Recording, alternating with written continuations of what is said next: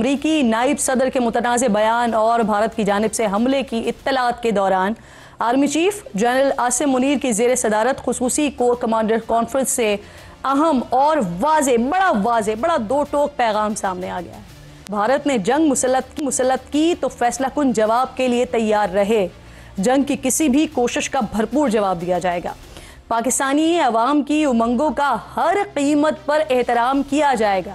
سپاہ سالار نے تمام فارمیشنز اور اسٹریٹجک فورسز پر مکمل اعتماد کا اظہار کیا ہے، لیکن بھارتی فوج میں مچ گئی ہے کھلبلی۔ دھڑا دھڑ وہاں پر برطرفیاں ہو رہی ہیں۔ بھارتی lieutenant general D S Rana کو کالے پانی کی سزا دیتے ہوئے D G defence intelligence agency کے عہدے سے بھی چھٹی کر کے جبری طور پر ان کو بھیج دیا گیا ہے۔ بھارتی فوجی قیادت میں اس بڑی تبدیلی کو را کی خفیہ دستاویزات کو لیک کرنے سے جوڑا جا رہا ہے، جو ٹی آر ایف نے بھی حاصل کر لی ہے۔ لیک ڈاکیومنٹس کے بعد دنیا بھر میں را کو بڑی ہزیمت کا سامنا کرنا پڑا ہے۔ بتایا جا رہا ہے کہ یہ لیکڈ فائلز جنرل رانا کے دفتر سے میڈیا تک پہنچی تھی۔ ڈاکیومنٹس میں اعلیٰ سطح کے جھوٹے آپریشنز میں فوجی اور سیکورٹی اداروں کا پول کھولا گیا تھا۔ جنرل رانا کی اس بے عزتی اور بے توقیری سے بھارتی فوج کا مورائل بری طرح متاثر ہوا ہے۔ کل دی ریزسٹنس فرنٹ نے را سے متعلق خفیہ دستاویزات لیک کر کے انڈین خفیہ ادارے کے جھوٹ کا جو بھانڈا ہے وہ بھی چوراہے پھوڑا تھا۔ ان دستاویزات میں ناظرین ضلع اننت ناگ میں ایک آپریشن کی منصوبہ بندی کا پلان بنایا گیا تھا، جس کے تحت انڈین میڈیا کو 36 سے 48 گھنٹے پہلے متحرک کیا جانا تھا اور سیاحوں کی آمد و رفت کی نگرانی کے بہانے فیلڈ آپریٹرز تعینات کیے جانے تھے۔ لیک منصوبے کے مطابق حملے کے 2 سے 4 گھنٹوں کے اندر مصنوعی ذہانت کے ذریعے گواہوں کے بیانات جمع کیے جانے سمیت غیر واضح ویڈیو سے تصاویر دوبارہ تیار کی جانی تھی اور 200 سے زائد سوشل میڈیا اکاؤنٹس کے ذریعے غلط معلومات پھیلانے کی مہم چلائی جانی تھی۔ اس سارے فراڈ آپریشن کا مقصد جو ہے نا وہ پاکستان پر الزامات عائد کرنا اور بحث کو کشمیر سے ہٹا کر مبینہ عالمی مذہبی سازشوں کی طرف موڑنا تھا۔ لیکن وہ کہتے ہیں نا کہ جو جھوٹ ہوتا ہے پاؤں نہیں ہوتے اس کے۔ اس سے پہلے بھارتی فضائیہ کے vice chief of air staff S P Dharkar کو عہدے سے ہٹایا گیا تھا۔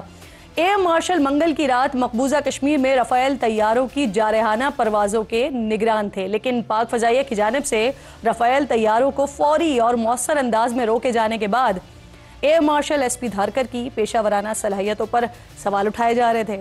بھارتی فضائیہ کے نائب سربراہ نے اپنے پائلٹس کی رافیل ہینڈلنگ پر عدم اطمینان کا اظہار کیا، کیونکہ بھارتی رافیل طیارے پاکستانی جدید ریڈارز کے سامنے بے بس ہو گئے تھے اور لائن آف کنٹرول کو جارحانہ طور پر کھوجنے کا ٹاسک لیے رافیل کو پاکستانی ریڈارز نے جام کر دیا تھا۔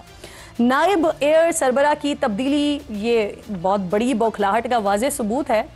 اس کہانی میں ناظرین انڈین آرمی کے commander northern command lieutenant general M V Suchindra Kumar بھی شامل ہیں، جن کو مودی سرکار نے پہلگام فالس فلیگ آپریشن کے بعد پاکستان کے خلاف فوری طور پر مہم جوئی سے انکار کرنے پر 2 روز پہلے ہی بھیج دیا تھا گھر۔ انڈین فوج اس وقت شدید دباؤ کا شکار ہے، سپاہی سے لے کر کمانڈرز تک کا مورائل ڈاؤن نظر آ رہا ہے، اور ایسے میں امریکی نائب صدر نے متنازع بیان دے کر شاید بھارت کو ایک موقع دیا ہے کہ وہ فیس سیونگ کر لے۔ جے ڈی وینس نے اپنے انٹرویو میں کہا کہ ہمیں امید ہے کہ بھارت اس دہشت گردانہ حملے کا اس طرح جواب دے گا جس سے وسیع تر علاقائی تنازع پیدا نہ ہو۔ کل تک امریکہ نیوٹرل رہنے کی بات کر رہا تھا، بھارت کو جارحانہ کارروائیوں سے باز رہنے کا پیغام دے رہا تھا، اور ایسے میں امریکی نائب صدر کا اس طرح کا بیان آ جانا یہ انتہائی تشویشناک ہے۔ کیا یہ بیان امریکی نائب صدر کا ذاتی ہے یا پھر امریکی پالیسی ہے؟ اس کی وضاحت تو اب تک نہیں آئی ہے، لیکن بیان کے درمیان ایک خبر ضرور سامنے آئی ہے۔ بھارت نے کل امریکہ کے ساتھ تقریباً 13 کروڑ 10 لاکھ امریکی ڈالرز کا ایک دفاعی معاہدہ کیا ہے۔ یہ معاہدہ انڈو پیسیفک میری ٹائم ڈومین اور اس سے متعلقہ ساز و سامان کی ممکنہ خریداری کا ہے۔ ہم ناظرین سمجھ سکتے ہیں کہ بھارت اپنا دفاعی ساز و سامان سب سے زیادہ روس اور دوسرے نمبر پر امریکہ سے لیتا ہے، اور امریکی کوشش رہی ہے کہ بھارت اس سے مزید ڈالرز کے ہتھیار خریدے۔ اب ہم سمجھ سکتے ہیں ڈالرز کی خوشبو ہر طرح کی انسانیت کو، حقیقت کو اور سچائی کو ختم کر دیتی ہے، اور ڈالرز کی جو بھوک ہوتی ہے وہ ان سب چیزوں سے بڑھ کر ہوتی ہے۔ دوسری طرف ناظرین جھوٹ کے دم پر پاکستان سے جنگ کرنے چلے مودی کو بھارت میں بسنے والے لاکھوں سکھوں کی مخالفت کا بھی سامنا کرنا پڑا ہے۔ تحریک خالصتان کے رہنما کہتے ہیں کہ بی جے پی سرکار کو وہ خبردار کر رہے ہیں کہ سکھ بھارتی فوج کو پنجاب سے گزر کر پاک سرزمین جہاں بابا گرو نانک کی جائے پیدائش ہے وہاں حملہ نہیں کرنے دیں گے۔ خالستان کے رہنما نے مودی کو بڑا صاف صاف بتایا ہے کہ اگر بھارت نے پاکستان پر حملہ کیا تو یہ جنگ مودی کی سیاسی موت ثابت ہوگی۔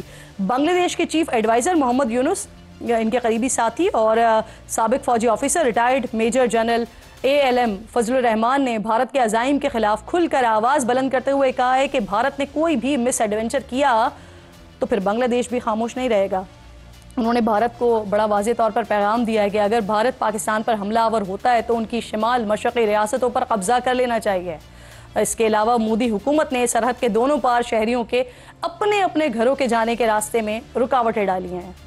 کسی کو ویزے کا بہانہ بنا کر بارڈر پر کئی دنوں سے روکا جا رہا ہے تو کسی کو بلا وجہ ہی پریشان کیا جا رہا ہے، لیکن ایسی صورتحال میں بھی آج حکومت پاکستان نے ناظرین انڈیا سے واگا کے راستے لوٹنے والے پاکستانیوں کی پریشانی دور کرتے ہوئے بتایا ہے کہ ہم انڈیا میں پھنسے ہوئے جو اپنے شہری ہیں ان کو واگا بارڈر سے واپس لانے کو تیار ہیں۔ جو پاکستان میں زیر علاج بھارتی ہیں انہیں ملک سے نکالا نہیں، جو سکھ عبادت کے لیے آئے ہیں انہیں بھی موقع دیا جائے گا۔ یہ انسانیت کیا ہوتی ہے؟ بے شک پاکستان نے اپنے کردار سے اس بات کو ثابت کیا ہے۔ اس پر بات کرنے کے لیے پروگرام میں آج میرے انتہائی معزز مہمان ہیں بیرسٹر عقیل ملک صاحب، وزیر مملکت برائے قانون و انصاف ہیں، پروگرام میں مجھے جوائن کر رہے ہیں۔ میں آپ کے شکر گزار ہوں، خوش آمدید آپ کو کہتی ہوں۔ سب سے پہلے تو مجھے ذرا یہ بتا دیجئے 5 مئی کو قومی اسمبلی کا اجلاس بلانے کا فیصلہ کیا گیا ہے عقیل صاحب، تو کیا موجودہ صورتحال میں APC بھی بلائی جا سکتی ہے سر؟ بسم اللہ الرحمن الرحیم۔ کرن صاحبہ بہت بہت شکریہ۔ دیکھیں بالکل 5 کا جو ہے ہماری جنرلی جو ہے وہ مہینے میں جو ہے ہمیں ملاقات کرنی ہوتی ہے، کیونکہ منیمم نمبر آف جو ڈیز ہیں، جو کیلنڈر ہے پارلیمنٹری کیلنڈر، اس کے حوالے سے بھی ہمیں دن پورے کرنے ہوتے ہیں۔ کافی آؤٹ اسٹینڈنگ لیجسلیشن بھی جو ہے وہ بھی پینڈنگ پڑی ہوئی ہے جو آلریڈی کمیٹیز کے تھرو ہو کے آئی ہے، تو ظاہری بات ہے کہ وہ بھی جو بزنس ایز یوزول لیجسلیشن ہوتی ہے وہ بھی پارلیمنٹ کے فلور پہ آنی ہے، وہاں سے پاس ہونی ہے، اس پہ بھی ڈیلیبریشنز ہونی ہیں۔ تو یہ اس حوالے سے بلایا گیا ہے اجلاس، ایک روٹین کے حوالے سے جو ایکسپیکٹڈلی ہے کہ 5 تاریخ کو بلایا جائے گا۔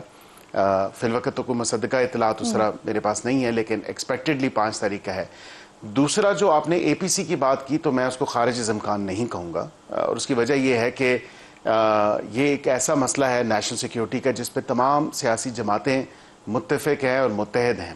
گو کہ اپنے اندرونی معاملات کے اوپر اگر جو ہے نیشنل سیکیورٹی کمیٹی بلائی جائے جس میں تمام تر پارلیمانی پارٹیاں اس کا حصہ ہوں، لیکن دیکھنے کو یہ ملتا ہے کہ ایک سیاسی جماعت جو ہے اس نے اجتناب کیا اور وہ بالکل بھی نہیں آئی، حامی اور رضامندی کے باوجود، اپنی لسٹیں فراہم کرنے کے باوجود 11th آور پہ وہ نہیں آئے۔ پر میں امید کرتا ہوں کہ اگر APC بلائی جاتی ہے، جس کا مجھے یقین بھی ہے کہ وہ بلائی جائے گی اس تمام تر معاملے کے اوپر، بیکاز سینسٹیوٹی اور سیریسنس اس معاملے کی اس طرح کی ہے کہ اس جماعتوں کو بالکل جو پارلیمنٹ کے اندر موجود ہیں ان کو from the floor of the parliament اور ادروائز بھی بالکل APC بلانی چاہیے اس تمام تر معاملے کے اوپر، اور ان کی بھی اگر کوئی گزارشات ہیں تو ان کو بھی سامنے رکھنا چاہیے۔ ویسے 5 تاریخ کو ایکسپیکٹڈلی جو بلایا جانا ہے اس پہ متفقہ طور پہ ریزولوشن بھی آئے گی جس طرح سینٹ کے تھرو آئی، اور نیشنل سیکیورٹی پہ کسی قسم کا جو ہے وہ نہ تو کوئی کمپرومائز ہے اور نہ ہی اس کو لائٹلی لیا جائے۔